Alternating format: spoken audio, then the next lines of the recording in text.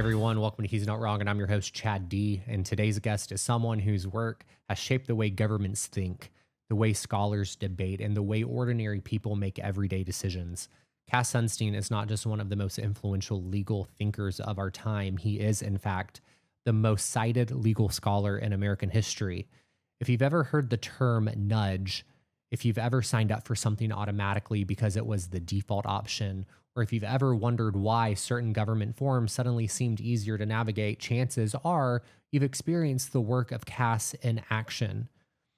Cass was born in Massachusetts and he went on to study English at Harvard before earning his law degree from Harvard Law School, where he became the editor of the Harvard Law Review. After graduation, he clerked for Justice Benjamin Kaplan of the Massachusetts Supreme Judicial Court, and then for one of the most legendary figures in American jurisprudence, Justice Thurgood Marshall of the United States Supreme Court. Those early experiences gave him a front row seat to how law and policy actually affect people's lives, and they set him on a path to bridge the worlds of legal theory, government, and everyday decision making.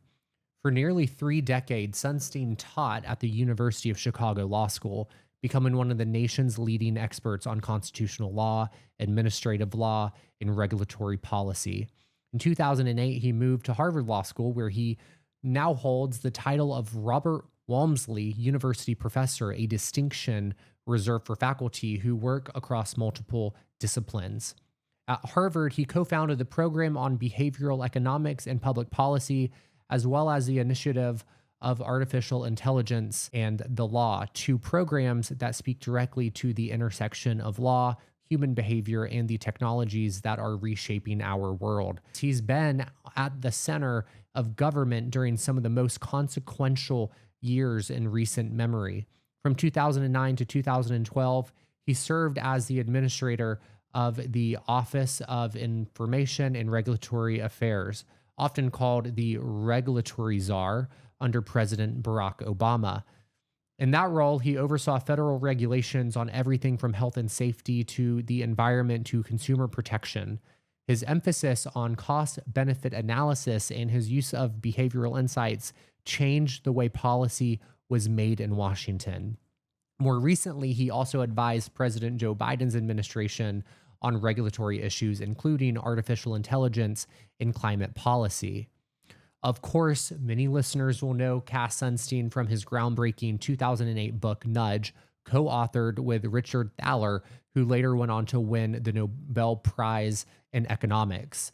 Nudge introduced the world to the idea of choice architecture, the notion that the way choices are structured, whether it's the layout of a cafeteria or a grocery store, or the default on a retirement plan when you get a new job, it can profoundly influence the decisions people make. The idea was deceptively simple but immensely powerful, because by making small tweaks, governments and organizations could help people make better decisions without taking away their freedom to choose.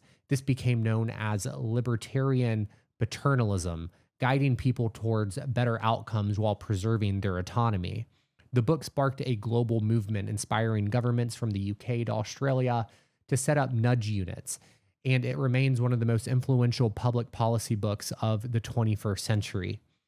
So while Nudge made Cass famous outside of academic and legal circles, it's far from the only work he's produced. He's written more than 40 books covering topics as wide-ranging as cost-benefit analysis, climate justice, free speech, information overload, bureaucracy, how social change happens, and the philosophy of law.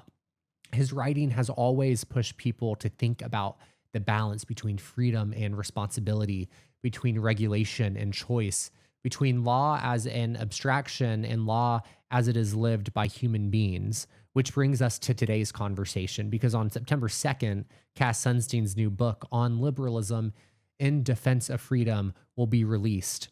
At just over 200 pages, it is concise but urgent, and it could not come at a more important time in our history. The central question Sunstein takes on is, what is liberalism? Why is it under threat? And why do we need it now more than ever?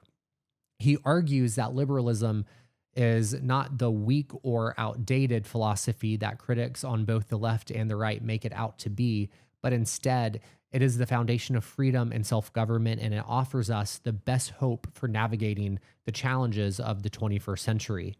The timing of this book, as I said, is crucial because on the right, critics blame liberalism for eroding traditional values, undermining authority, and fueling immorality. On the left, critics dismiss liberalism as incapable of tackling systemic racism, entrenched inequality, corporate power, and the climate crisis.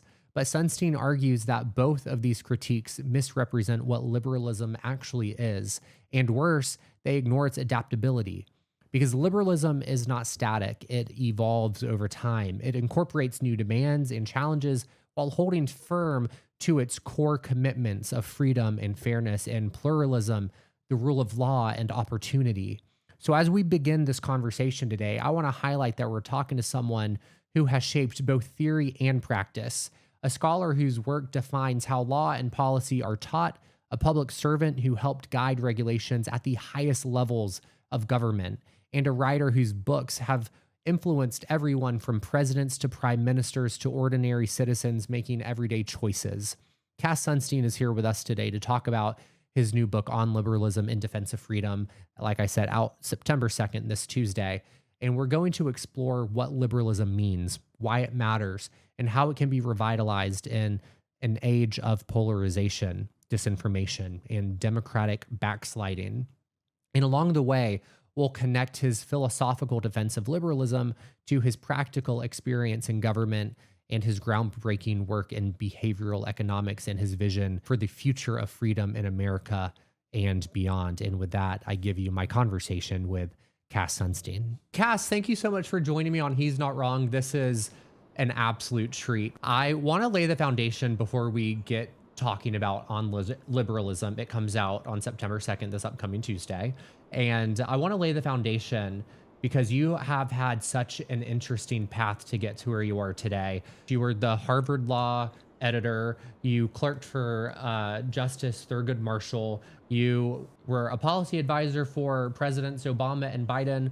And so you've had this really colored history that allows you to be an expert on this topic. And so I was just wondering if the timing of this was purposeful to where we are today. Yeah, it was. So in 2022, I started writing some notes about liberalism. This actually started back in the 1980s when there were some left-wing critics of liberalism at the University of Chicago. And I thought the criticisms were vigorous and from good people, but not right. And in 2022, I started writing them up. I was alert to the attacks on liberalism from the left and also from the right. And this was very timely focused, meaning 2022. And in 2023, I had a little document on my computer. I didn't know what to do with it. So I sent it to a couple of friends and said it's too academic for a popular outlet and it's too kind of pop for an academic outlet. And what should I do? And one of them said, send it to the New York Times, which I thought was a very unlikely outlet because it was long and because it was, referred to philosophers a lot and didn't seem like their thing, but they ran it as a very long op-ed called Why I'm a Liberal. And I got a reaction that staggered me, that many people on the left wrote to say they agreed and they were worried about anti-liberal or illiberal thinking on the left, which was censoring speech and not allowing diversity of view. And then on the right, I got even more notes from people who were saying, that's the kind of liberalism I can embrace. And what I want to conserve is the liberal tradition. And my conservative correspondents were saying there's a lot of illiberal thinking on the right, and they're worried about it. And just the outpouring of reactions made me think, well, it's time, to your point, to do a book on liberalism.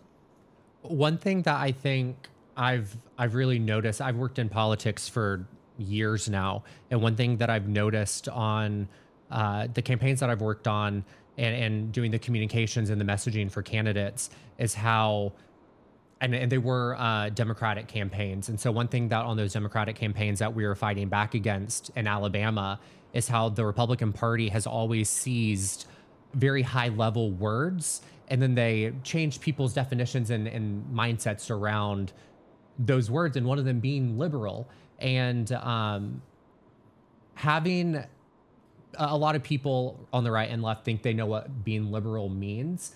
But I think this book, as you have done, lays out the perfect path to understanding what true liberalism is. And so before we get into the rest of the conversation, I want to lay out what that definition is and how do we reclaim what it means to be liberal, and how do we define that clearly? Okay, great. So some people think of liberal as on the left, and I listen to a lot of conservative talk radio these days, and liberals are left according to conservative talk radio, and you can define terms however you want, so there's nothing inherently wrong with that. But there's a liberal political tradition which Ronald Reagan was part of, and Barack Obama is part of, Franklin Delano Roosevelt was part of, Lyndon Johnson was part of. Much of American conservatism is part of, the American founding is part of. And it means respect for freedom, first and foremost, respect for the rule of law, respect for pluralism, understood as diversity of religious conviction, diversity of ways of living, and respect for security. And that means freedom from fear. And that means that if you are going about your life, you don't have to be afraid the police are going to just go after you because they want to. That if you have property, let's say you have a little house or you have a cup of coffee, which there's no coffee, but it's a cup, no one's going to take it from you. It's yours. And the notion that property is part of what one is entitled to have in a liberal society, that's quite central. And it's associated with freedom from fear. So freedom generally includes freedom of speech. It includes freedom of religion. The rule of law means that the laws on the books are what you are governed by, and they can't change it on a dime or punish you for things that weren't against the law when you did them. And these are core to the liberal tradition. And as the liberal tradition developed, starting in France in around 1810, roughly, that's basically the birth date of modern liberalism, to associate it with the political left, that wouldn't be right. There are people on the political left who are illiberal. Marxists, for example, are illiberal. And there are people on the political right, certainly, who are illiberal or anti-liberal. Hitler was emphatically anti-liberal. He thought liberalism was one of the things he was directing himself against, and some of his philosophers, kind of his philosophers in-house, were thinking the same thing. And you can see in Europe and the United States right now some illiberal thinking or anti-liberal thinking on the left and on the right. If you're thinking, I'm a Republican, am I a liberal? The answer might well be yes. Are you committed to the rule of law, to freedom of speech, to basic security? Are you committed to the separation of powers, which tends to be a liberal commitment? There are people who aren't liberal who are open to that. And so this is kind of the core set of foundations of Abraham Lincoln's thinking, of the founders' thinking, and of what makes America great. So, one point that you bring on early in the book is the idea of the experiment of living, and how the experiment of living is true freedom, that things work out when people have the freedom to express themselves, to live how they want. I think that a lot of people would be supportive of that idea. But right now we see, at least in the current political climate in America, we see that freedom, that experiment of living is under attack because it goes against people's own personal values. And so I am wondering why you think one side is so focused on controlling the experiment of living. And then to that point, how can we explain that no, actually, the experiment of living is good. Good comes out of it. We progress, and there's positive things about that concept. Okay, so let's talk about the liberal idea of experiments of living that comes from John Stuart Mill, kind of an offhand phrase in his book on liberty. So I was in China a couple decades ago, and my shoe had a problem. this is maybe too much information for those who are listening, but my shoe had a problem, and what to do about a shoe as a problem in Beijing. And there was a guy who had a tiny business who fixed shoes on the street, and he fixed my shoe. And I asked him about his life and about China, and he said, they're letting us do this. And he almost used the word experiment. He came pretty close. He said, they're letting me not work for the government, have my little company, I can keep my money, and this is an experiment I'm doing, an experiment of living. And he was so joyful at his freedom and at his economic success. He was making what was for him a lot of money, and he was just doing something new. It may be that in Florida or Ohio, there's someone who has an idea about, they want to create a podcast, let's say, and it's very adventurous for them to create a podcast, but they love the idea. Actually, I know someone who is doing a kind of regular job who is also creative, and he's making little films online, and he's doing pretty well. And you can see his face light up at the idea of doing films online, and the spirit he has for doing films online is infusing the films. Whether they're going to be great or not, who knows, early days, but it's an experiment of living. So think of the idea of careers open to talents as something which is a liberal idea, which I hope is not dividing the country terribly along right or left lines, but it's kind of at the heart of the idea of experiments of living. Now, Mill himself, when he was thinking of experiments of living, I'm not sure, but his relationship with Harriet Taylor, whom he fell for, I'm pretty sure, when she was married, and vice versa, when she was married. And, this was kind of scandalous, and what actually happened between them, who knows. But they got together after her husband died, and there was a lot of opprobrium. And I think his insistence on experiments of living was profoundly personal. It was about they were really in love. They were crazy in love in a way that was, a kind of human blessing. And if you've ever been there, and I hope you and everyone listening has been, it's like the best thing there is. And he had that, and he thought he was getting in terrible social trouble because of something like that. And he said, let people do that kind of thing. Now, he wasn't saying let people do adultery or marriage doesn't matter. It was more specific than that and consistent with appreciation for social norms that have value. But in life, I think the approval of same-sex marriage is associated with that part of the liberal tradition that favors experiments of living, that the idea that people can marry people who are, of course, no children, but people who are 40, maybe one is, and the other is 52, or they're all the same age, and that they can live in a commune together, maybe a bunch of people, and be focused on the environment and on nature and on animal welfare, or that they can go to Silicon Valley and be focused on ingenuity and invention, even if it's something people have never heard before. So the idea of experiments of living is both in personal life. There are boundaries, of course. An experiment of living in which you set dogs on fire wouldn't be allowed. You can't do that kind of thing. But across a wide range, liberals say, we don't know what we don't know, and let people try. So the idea of experiments of living is associated with freedom and also about humility. We have before the ingenuity and the creativity and originality and independence of other human beings.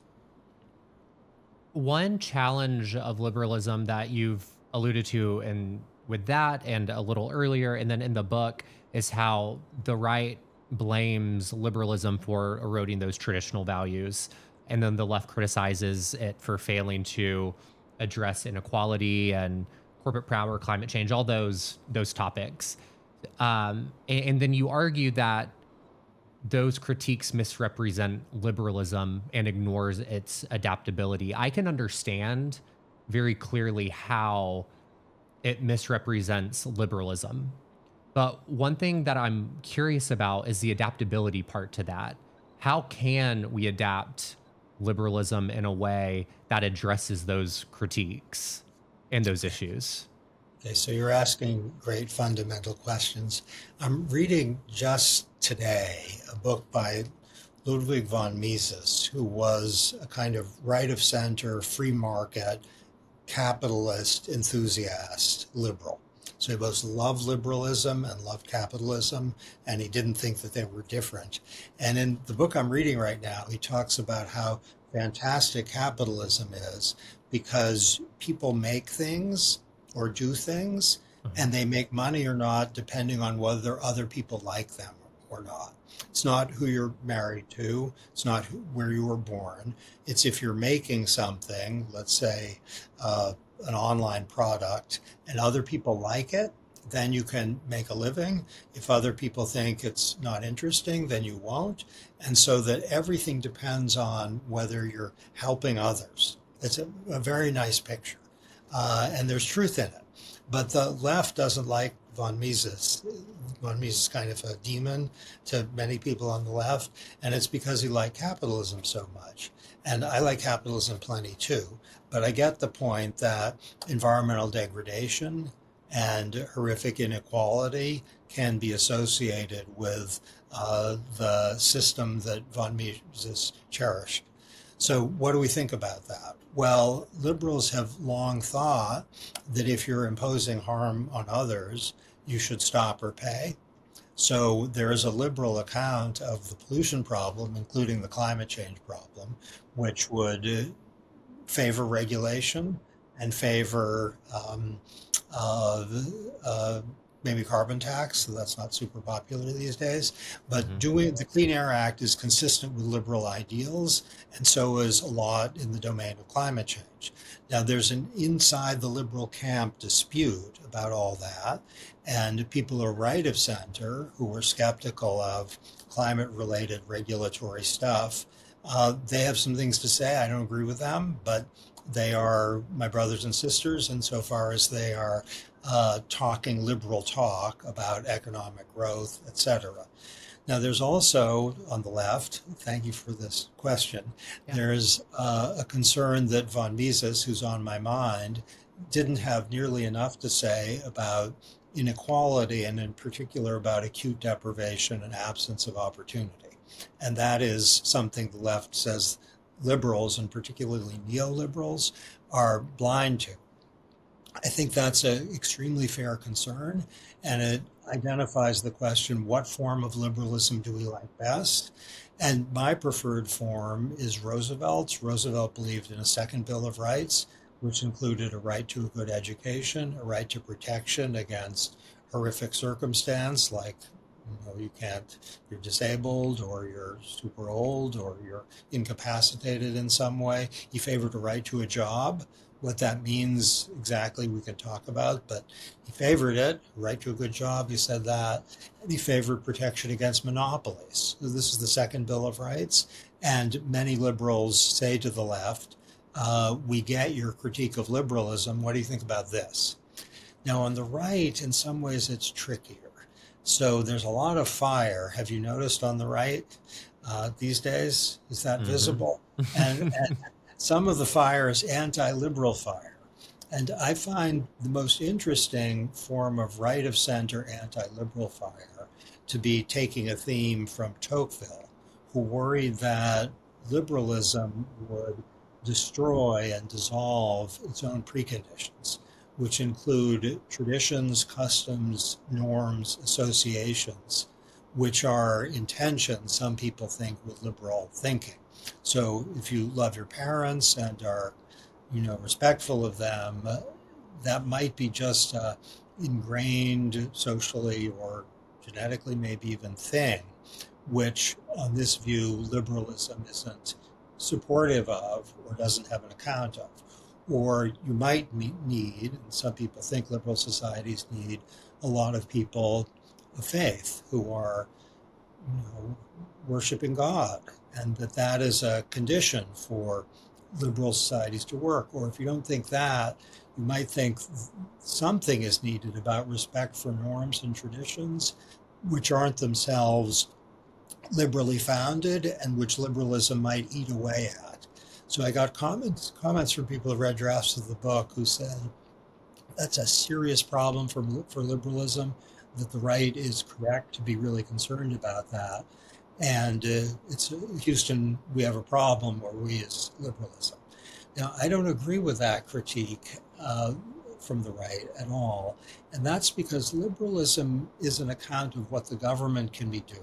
It says protect freedom of speech, protect freedom of religion, respect the rule of law, provide people with security against public and private depredations. I think that protect people from security against acute misfortune also, but that's disputed within the liberal tradition. Liberalism doesn't take a stand on, traditions and norms, liberalism as such. And faith, liberalism says if you are an agnostic, then you're welcome here. If you are a Catholic, you are welcome here. If you're a Jew, you're welcome here. There's neutrality among those things.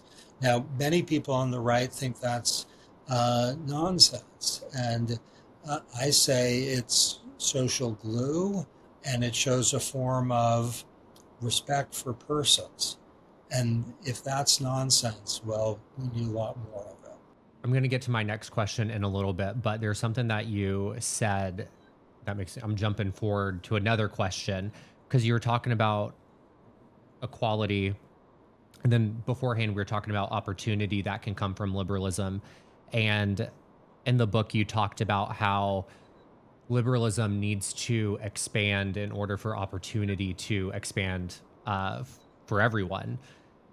I received my master's in public education a few years ago. And one thing that I studied when receiving my master's or earning my master's, was the idea of equity versus equality, and specifically at the local level.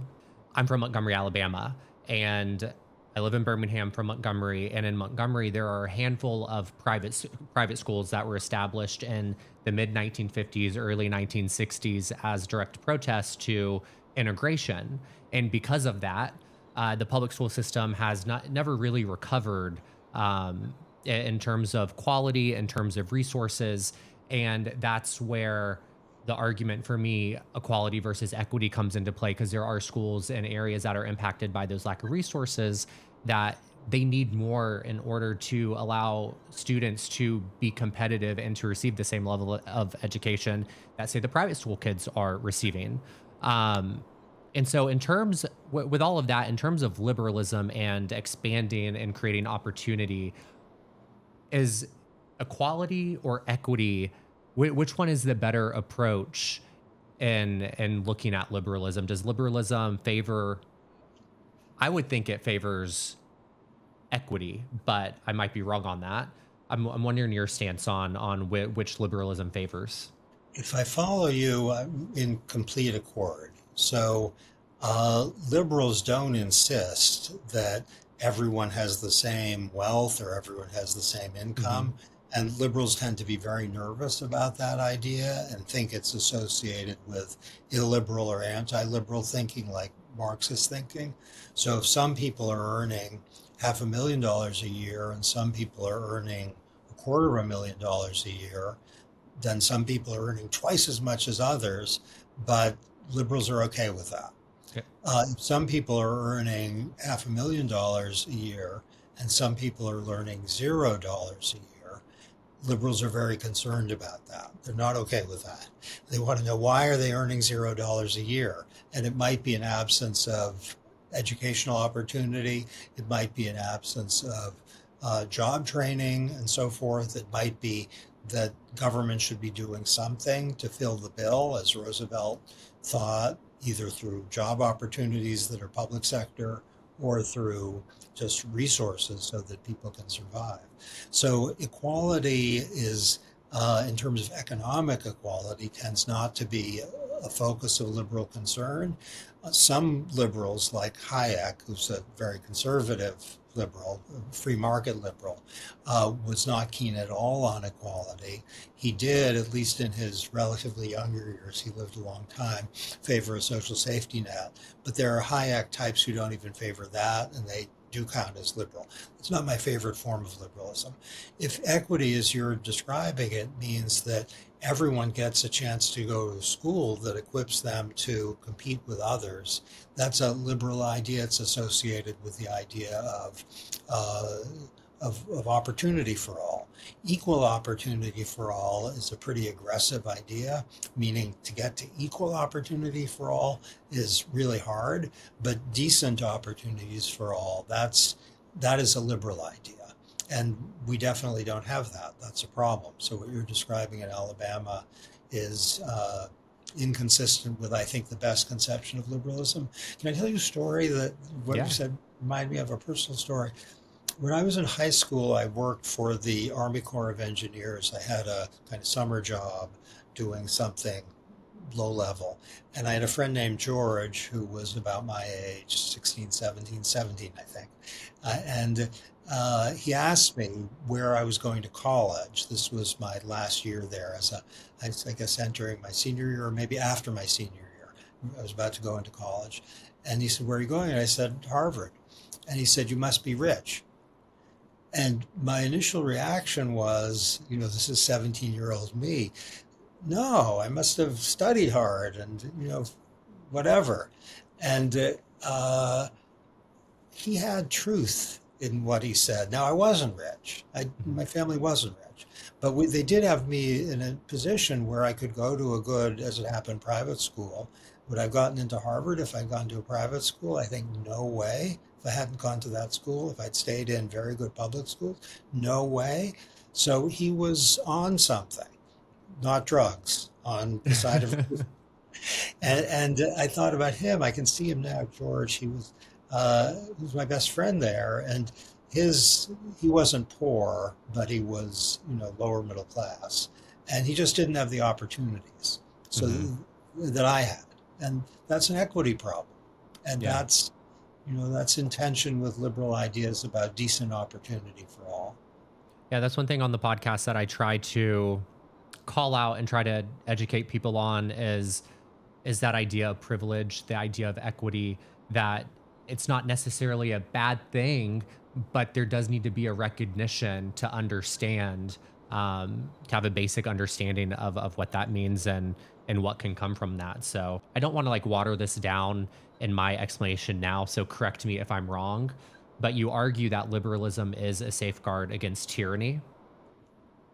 And I want to know what you mean by that and how that plays out in practice. I'm not saying what's happening today is tyrannical, but say by definition it is. What like in action, we have this theory of liberalism, this idea, we know what it is, but what is it in practice? What does it look like to fight back against tyranny? Okay, so freedom of speech is at the core of liberal thinking. So if you have, let's say, a government that is endangering people or threatening them because of their exercise of free speech, that's a serious problem from the liberal point of view. The rule of law is built into the liberal tradition so that if the government isn't following the law or if the executive branch is doing whatever it wants, that's a serious problem from the liberal point of view. One thing that Hitler got early on was the authority to rule by decree, which meant that he didn't depend on a legislature to set up rules. He could just issue decrees. The separation of powers is central to the liberal tradition. So if you have no separation of powers, you're at serious risk of having tyranny because the executive doesn't depend on another body to give it authority to do what it wants to do. If people aren't protected by due process of law, that's a tyrannical thing. If you and I think I've been a lawyer for a long, long time. That's my main job. I read as a law student a sentence from Justice Felix Frankfurter about due process being the foundation of Anglo-American liberty, and I thought that was a really boring sentence. Due process of law being the foundation. I thought he must be really old, Frankfurter.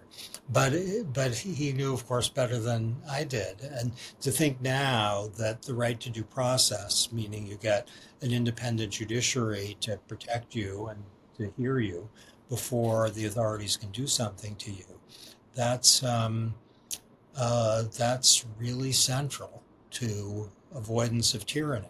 So it's often thought to be, and kind of not crazily thought to be, a little cheap to invoke Hitler and Nazism, but I think it's fair when we're talking about tyranny and liberalism, because that's a defining case. And we're talking about Germany, this great country with uh, democratic traditions and liberal traditions that are unsurpassed anywhere in the world. Immanuel Kant, the great liberal, German. Beethoven, Mhm. German.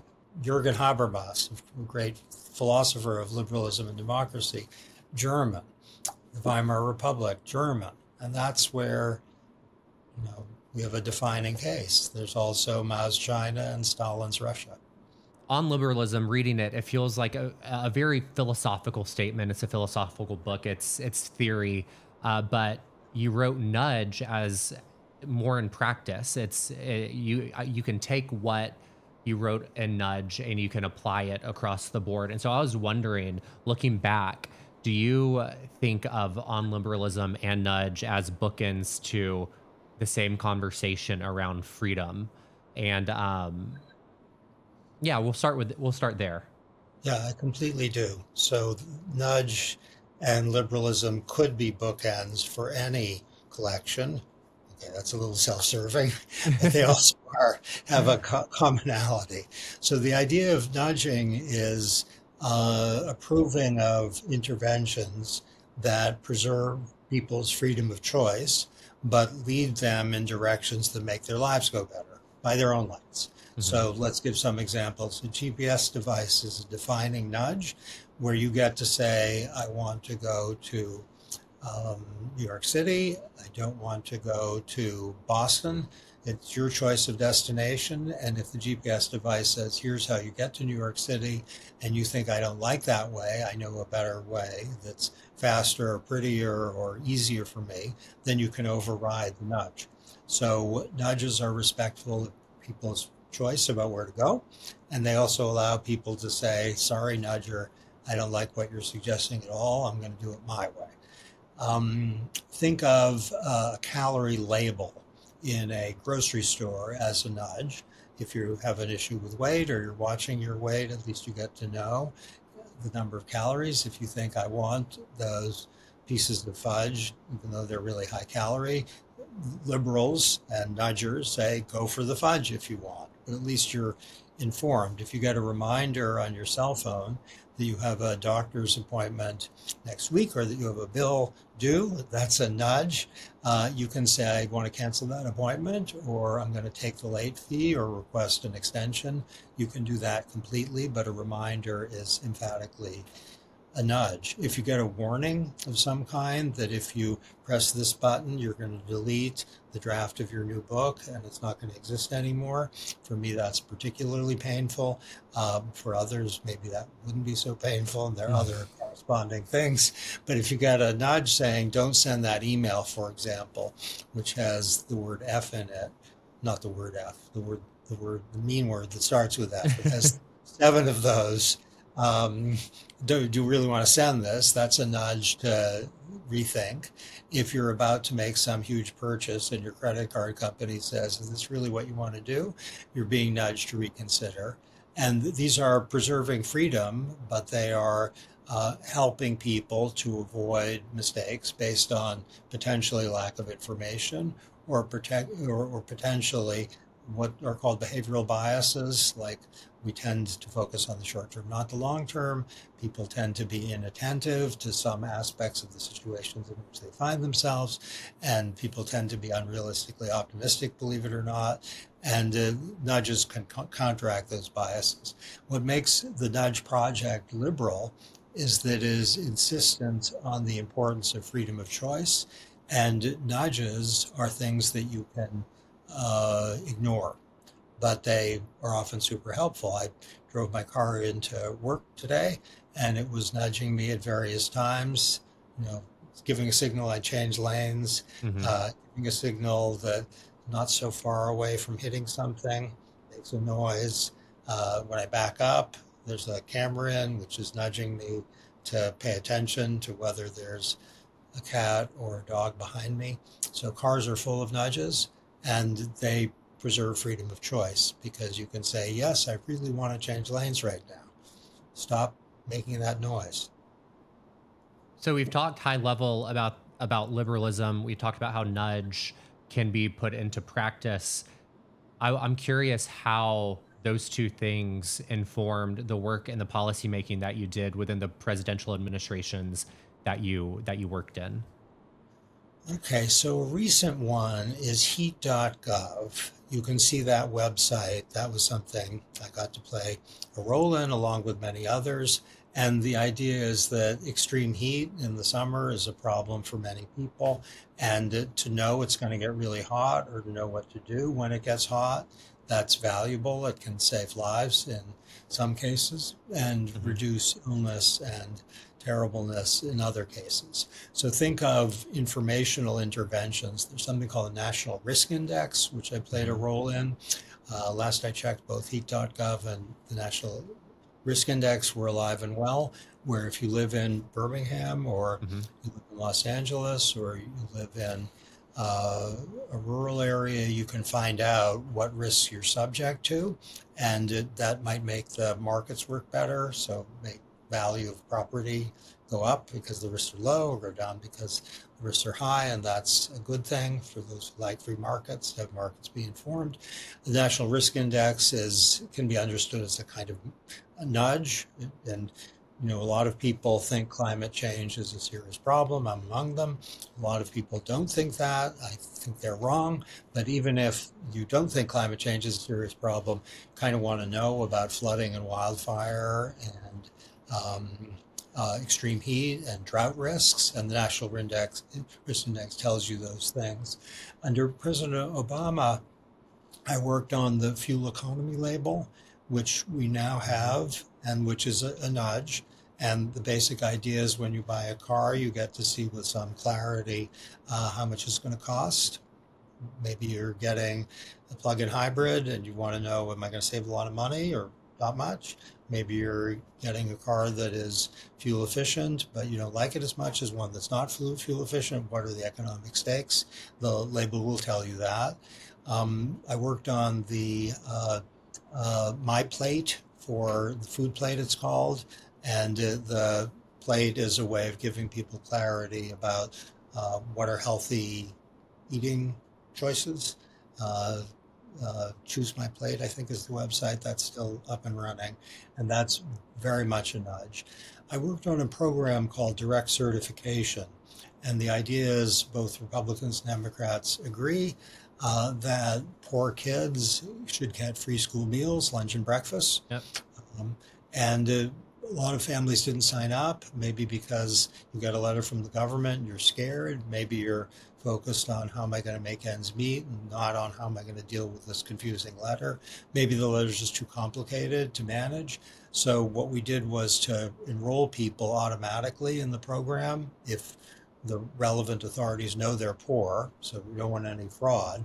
But if you know they're poor, they're automatically in, and that's supported by Republicans and Democrats. It's called direct certification, and that nudge program in various years has given millions of kids, access to uh, free school meals to which they're legally entitled. So these are all examples of things when you apply nudge at the policy level in government, or at this policy making level in government, they all work. Were there any nudges or any policies that it just didn't fit to, it didn't apply, it didn't work, and what key learnings were from those? And that's also such a great question. So, ideally, you would have data that gives you clarity in advance that the nudge is going to work. So we know if you shift from opt in to opt out, like if you make the settings on your laptop for printing automatically double sided rather than automatically single sided, you're going to save a lot of paper. So we have Mhm. really good data on that. If you give people fuel economy labels of the sort that are now in place, the impact, last I checked, we just don't know. We know it should work, should help people, but the magnitude of the effect on people's pocketbook or on people's environmental footprint, we don't know. So whether it's working has question marks next to it. Uh, I worked on graphic warning labels for cigarettes. They've been under legal scrutiny, so they haven't worked in the sense that they're not in place. But more interestingly, I think to your point, whether graphic warnings work for cigarettes has a bunch of question marks next to it. And the reason is more interesting than one might think. It's that to know whether they would work, we want to have a randomized controlled trial in which, don't fall asleep, please, in which Oh, my ear and itched. no, I knew you were listening. I'm thinking, listeners, the words randomized controlled trials make people fall asleep, but you'd have a large population of people who have the graphic warning and a large population that doesn't, and then you know whether the thing's working. We don't have that for graphic warnings. We have some things that are close to it. We more have evidence that in countries that have had graphic warning labels, smoking's gone down, but we're not sure whether that's the reason. There might have been something else in the picture. So for uh, nudges that are educative, like a fuel economy label, an energy efficiency label, or a graphic warning label, we have good reason to think they work, but we don't know that they work. So Hmm. these aren't cases where they failed. They are cases where whether they've succeeded has some question marks next to it. I'm never going to be able to look at certain things again. Every time I go out in public and I see a reminder or I see things being displayed in a certain way, I promise you I'm going to be thinking about, well, there's a nudge Yeah. changing the way I look at things. Completely. And the social media platforms, I've worked with some of them at times on and off. They are extremely aware of nudging and Mhm. behavioral science. And Instagram has done a bunch of things to try to Mhm. insulate kids from excessive use of Instagram. Applause by me to Instagram for that. And it's all nudge stuff in the form of, it automatically turns off at 10 p.m. That was one thing they did. They give you information that you've been on for a long time. Whenever you get information saying here's the amount of cell phone use you've had over the last day, that's a nudge. And many of the nudges are self-serving. They're designed to maximize engagement, but some of Mhm. them are kind of public spirited in an effort to protect especially young people. So, did you advise the social media companies on using nudge to protect youth and all that? I have in the past. I haven't, when I was in government, of course, I stayed away. Yeah. And I'm not doing that now, but I have at times in the past worked with social media companies. I'm uh, I'm now curious when it comes to, and we're going back into liberalism now, moving away from nudge. But I want to talk about controversial free speech, disinformation, um, because liberalism, as you've said, it calls for free speech even when we disagree, and that's a core tenet of what liberalism is. I'm curious, at a very personal level, how do we respect that core tenet of liberalism while also fighting back against disinformation, and especially when disinformation is used in a negative way as a weapon against a certain population? Um, it's like, I want to respect liberalism, I want to respect free speech, but this disinformation might be crossing a line where, or is there no line? Do you just have to accept disinformation if you want to be a true liberalist? Right. This is great and really fundamental. Um, okay, let's go at it like it's a mountain, and we're going to start at the top of the mountain. Um, to say that uh, we have a strong presumption in favor of freedom of expression, especially on political issues, is kind of bedrock. So, the greatest sentence I think any Supreme Court justice ever wrote was in the case striking down a compulsory flag salute, where the court said Compulsory unification of opinion achieves only the unanimity of the graveyard. That's a really good line about, you know, respect for diversity of view, including the speech that we hate. Okay, let's start there. Then let's add to your point that the notion that freedom of speech is an absolute is something that no one on reflection agrees with.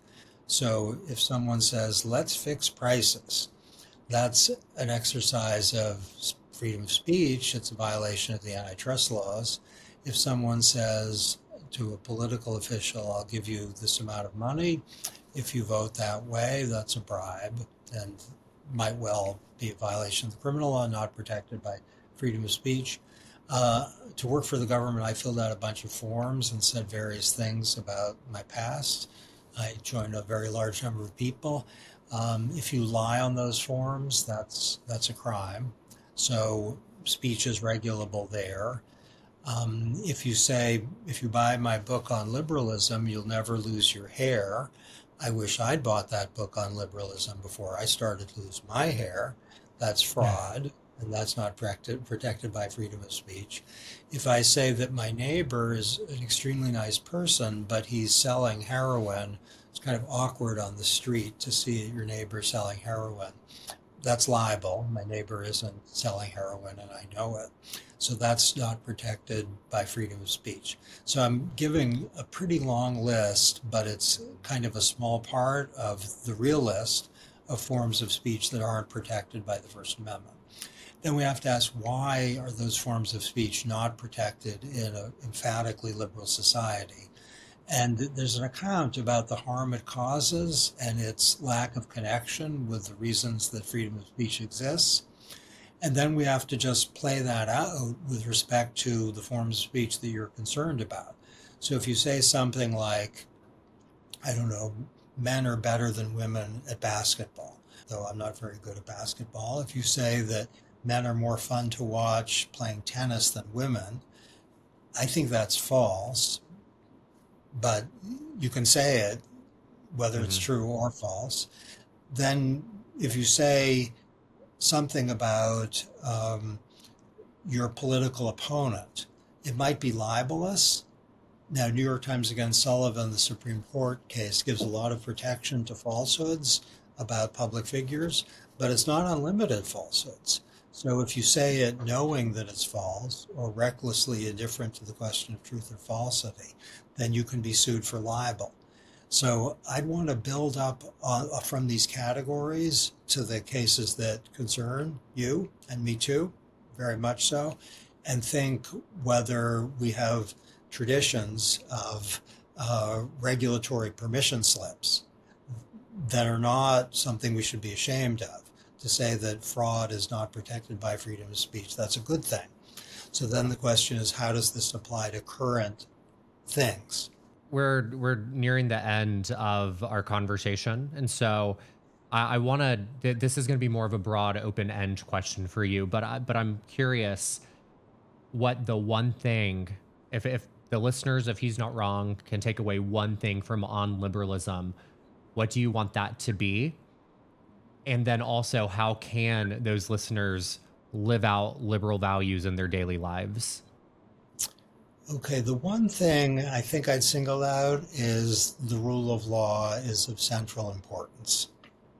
So if the rule of law is gone, then we're all in extremely big trouble. And the rule of law means people get to know what the law is. The law in practice has to mean the same as it says on the books. The rules can't be applied retroactively to people, that the king or the president is fully subject to it, just as the rest of us are. And that is foundational. That's the one thing I'd say I'm pretty clear and proudly unoriginal to insist that that's right.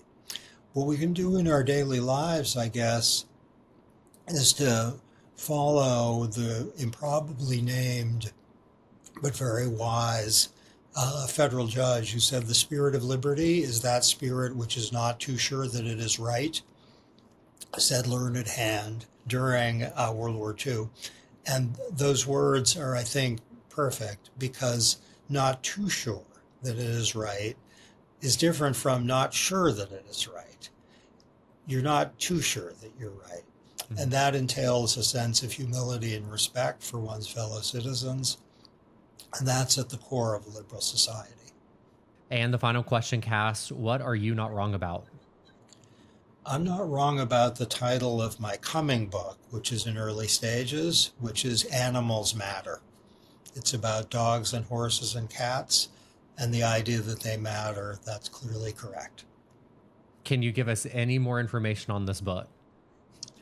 Well, it's a book where I'm coming out of the closet as an animal welfare enthusiast, and it is an account of what follows from the fact that animals matter, and it culminates with the Bill of Rights for non-human animals. Will you come back on the show when that book's released? I would do that in a heartbeat. Thank you so much. Cass, thank you for joining us on He's Not Wrong today. I really appreciate your time. Thanks. It's great to be here. And with that, everyone, that was our episode for today. I hope you enjoyed it. I hope you go out when the book is released, On Liberalism in Defense of Freedom by Cass Sunstein. It's out this Tuesday, September 2nd. If you're listening to it before it's released, I hope you go buy it. You can pre-order it online. If you're listening to this after September 2nd, I hope that this conversation encourages you to check out his book. I know you can buy it on Amazon. You can buy it in bookstores. You can get it on your Kindle. I have mine on my Kindle that their publisher sent me before this conversation, and it genuinely is worth every bit of time that you will spend reading it and thinking about the things that he brings up in the book. So I just want to say thank you to Cass for spending his time with us today. It was very generous of him. I know he's very busy with what he has going on. So I am forever grateful that he gave us his time to talk about his new book and his work in government. And I hope you enjoyed it as well. So if you have anything that you're not wrong about that you would like to share on the podcast in future episodes, please be sure to tell me by leaving me a voicemail at 205-538-3202, or you can send me a DM to my Instagram account, He's Not Wrong Podcast, or you can send me an email at chad@he'snotwrongpodcast.com. I look forward to receiving those from all of you and featuring them in future episodes. I hope you enjoyed this one. If you did, please be sure to go leave us a comment on Apple Podcasts, on Spotify. Be sure to like and subscribe and to follow and to do all the things on social media that is always asked of you every time you listen to a podcast. So I would greatly appreciate that. And with that, I will see you next Sunday.